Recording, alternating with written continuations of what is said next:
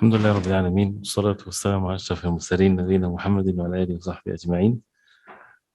We continue inshallah ta'ala with the subject of Husnul Khuluq, and this is all introduction to many subjects to come to apply it in our life following the way of the Prophet alayhi salatu wassalam, and the barakah and the blessings of learning the deen of Allah, that it's one ayah after another, one hadith after another, and that's how the Sahaba radiallahu anhum, they changed. The change is not necessarily in a gradual way, but this is how we evolve and this is how we change as human beings, especially with manners, that it doesn't happen overnight, but it requires for the person to be patient with himself and to exert himself. But the foundation of it is to learn and then to apply. We continue. For those who are not with us, inshallah, it's okay. We're continuing from what the Sheikh rahimahullah said in the book, Imam al-Sa'di, from book Husnul Khuluq. He says, فَعْلَمْ أَنَّهُ مِنْ أَعْظَمِ مَا يُعِينُ عَلَى هَذَا الْخُلُقِ الْجَمِيلِ.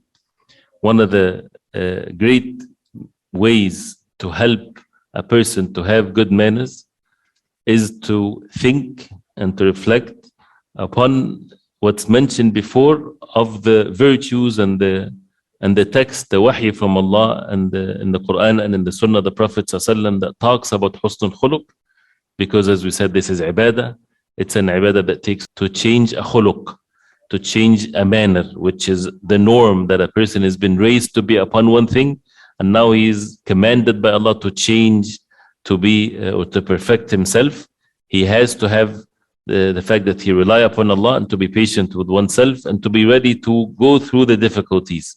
But the end of it is a wonderful thing by the will of Allah. He says, فَإِنَّ الْمَرَارَاتِ إِذَا أَفْضَتْ إِلَى ضِدِّهَا هَانَتْ وَحَلَتْ. That the difficult things, the bitter things, if it leads to or end up being the opposite, if you have something bitter and you know that the end of it is such a sweet thing, right? It makes it easy then to go through the solution to it. You don't want to live for the rest of your life with the bitterness. So take the means, even if the means sounds difficult, but because the end of it is a good thing. And the more that your nafs becomes difficult for you, you should remind it of these athar. And this is the benefit, athar text. And this is the benefit of having a constant and a daily wird from the Quran. Why we read the Quran every day, why we read a hadith every day. And the ilm is, it keeps us on track with these types of manners, but we have to understand it. We have to put our hearts in it. And that's the benefit of seeking knowledge from the people of knowledge and in the masajid every day. Something small every day, it's a person would learn till he reaches, he has to evolve himself, not just to be content with one's deficiency all of our life. You know, a few years back, the same still qualities are still there. People are married from day one till 10 years after, it's the same qualities, it's the same problems. No, we have to take care of one thing after the other. And when people are patient with each other, people should not remember the bad things because they already finished that one. So a person, when he's at ease with himself, truthful with himself, or someone showed him his mistake. I have a problem, for example, you would say, I have a problem with getting angry quickly. So this is going to be done. I'm going to have to fix this one. But it's going to take few days, few weeks, whatever there is. But after some time, it's finished. It's done. And the norm that he's not someone that gets angry quickly. But to live the rest of one's life, I have this weakness. I get angry quickly. Well, is this something that is a hadith or ayat of the Quran talks about it? Yes. When the Prophet ﷺ said to a man, came to him, he said, Awsini, give me wasiyah, give me a very sincere, straightforward, one of the last words of advice. He said, La taghdab. Do not get angry.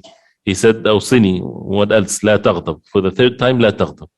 Do you think this Sahabi, when he was told La taghdab, he took it as some wisdom words and that's it, and he went back and the first thing that got him angry, he got angry? There's no way. And this is how Allah subhanahu wa ta'ala was pleased with them. La taghdab was enough for him. That's it. That means it's going to be easy? No, it's not going to be easy. He's going to suffer so much because he is someone that is easy for him to get angry when he acts foolishly, when he gets angry, for example. It's not going to be easy, but he has to rely upon Allah subhanahu wa ta'ala, and he might slip in the first test, and then he works on himself, then the next time becomes easier till it's finished and it's done. Like Jabir ibn Abdullah, the Prophet ﷺ, he said, لا تسبن أحدا, do not revile anyone, do not say a bad word to anyone. He said, فوالله ما سببت أحدا. He said, Wallahi, afterwards I never said a bad word to anyone, even if it's an animal. And the Prophet ﷺ, to say that to a specific person, that means he has an issue with it. Like, why would he say to him, do not curse anyone? That means he has an issue with it. And once that is heard, afterwards it's done for the rest of his life. And it's all based on relying upon Allah, not just one's determination. One's determination is by a person relying upon Allah and then having the strong determination. And what he says here, ذكرها تلك الآثار. You have to keep on reminding yourself. Yourself is like when you have a naqa or a camel that is not tied, it keeps on running away from you. You have to bring it back. You have to keep on reminding it. Even the things that we hear now, right? Once you go home, it's all gone, right? And you become as if you never heard anything before. But how to bring these meanings over and over again is to review these things all the time, to read the Quran every day, and to have this, not ghafla, to have the dhikr of Allah subhanahu wa ta'ala, that things changes, regardless of what people do. And what happens as a result of the sabr of this. Then the nafs that is difficult for you, like this camel that is tough for you to control, becomes فَإِنَّهَا تَلِينَ وَتَنْقَادْ. Your nafs becomes lenient to you. And as again, as we mentioned this, you deal with your nafs like it's someone else. It's your enemy. So you keep on working on it till it becomes submit itself to you. منشرحة الصدر, with ease. محتسبة, you seek rewards from Allah, hoping for the rewards from Allah subhanahu wa ta'ala to attain this. The last thing, so that we don't keep you long and we continue inshallah ta'ala tomorrow, he says, وَمِنْ أَعْظَمِ أَسْبَابِ عُلُوِّ الْهِمَّةِ وَرَغْبَةِ الْعَبْدِ فِي مَكَارِمِ الْأَخْلَاقِ. One of the great means to have عُلُوِّ الْهِمَّةِ. عُلُوِّ الْهِمَّةِ is to have a high zeal. Either a person have a low esteem in this life, he doesn't care if he's bad-mannered or whatever. This is someone that needs to work on himself. But one of the means to have a high zeal, that you want to perfect yourself, that you want to attain the highest levels. And وَرَغْبَةُ الْعَبْدِ فِي مَكَارِمِ الْأَخْلَاقِ, and to have good manners, because this is, again, if a person doesn't have this zeal, he's not going to have good manners. وَإِنَّهَا أَوْلَى مَا اكْتَسَبَتْهُ النُّفُوسِ. And this is one of the best things that the nufus would attain, and the best ghanima and the best attainment of things is according to how strong you have the raghba or the zeal to attain it. It becomes easy for you. So again, we need to work on raghba, we need to work on our zeal to increase it, to strengthen it, that I want to have the best manners.